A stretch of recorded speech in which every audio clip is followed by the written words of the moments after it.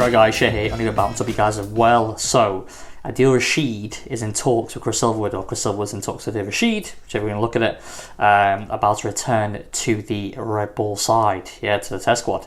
What do I think about it? My personal opinion is that, I want to say to you, it's a bit of a joke. It's terrible, it's a disgrace, because he's not played Red Bull cricket for Yorkshire for the last 3 years. That being said, I think England are a little bit of a conundrum. I think this is all stemmed from the fact that Dominic Bess hasn't performed very well this year. Moeen Ali looks a bit on the slide. We don't know what he's going to do in terms of its effectiveness at Red Bull level if he's recalled to the Test team. Even though Jack Leach has a good record, I'm still not fully convinced they are sold on Jack Leach, to be completely honest. So I think they've looked at Adil Rashid. He's performed very well, obviously, in the white ball stuff this season, and so on the strength of that, they're now in talks for him to join up with the test squad for the the matches against Sri Lanka and India. I mean, it's funny because actually that's where he performed reasonably well. In the last time he played against those two countries, I mean, 4 years ago on that India tour, he took 23 wickets at 37.43, which is quite respectable, to be fair, because that team got absolutely smashed. It was 4-0, wasn't it? He drew the first game, lost the other 4 matches convincingly to England. Then obviously that great win in Sri Lanka against, let's be honest, it's one of the weakest Sri Lankan sides we've played against in Sri Lanka for some time now, but obviously won that series 3-0, did very well there. I think he took 12 wickets at 20-something. Actually, I've got the stats somewhere here. 12 wickets at 28 in that series. Obviously performed very well alongside Leach and Moeen. That being said, to me, you can't judge a player based on the T20 exploits. I know he performed well in 50 over cricket as well, but I'm trying to be kind of fair to both sides here, because I don't think you can pick him on the strength of what he's done in the white ball arena. That being said, what else do England really have? That's the problem. I mean, it shows a lack in the depth of spin bowling in this country.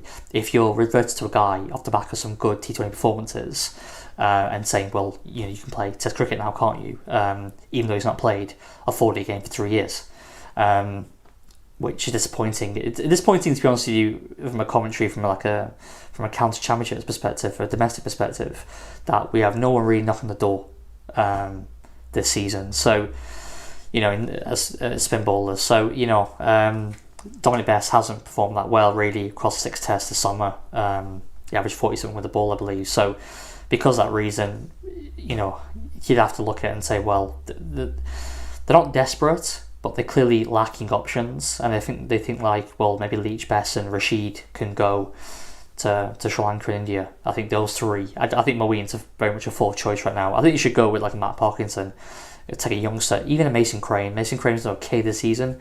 He's still only 23 years old. He was thrown into the pit, wasn't he, 3 years ago against Australia as a raw 20-year-old. Off the back of what he did in Australia in state cricket, but maybe take him as well, it's a bit for big experience, and see if he can make a surge into the team. But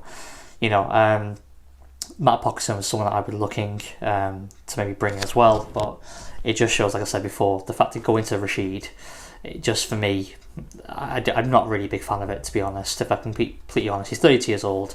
I feel like we're going to lose with him or without him.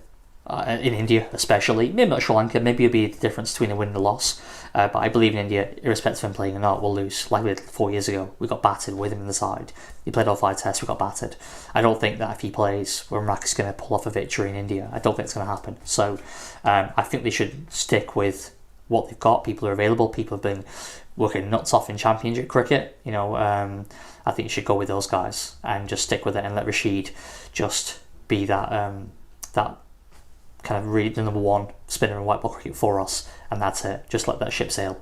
Because the last time he played for England and the West Indies, played that 1 test match, and I think went for a 0, no wickets for 117, and we haven't seen him again.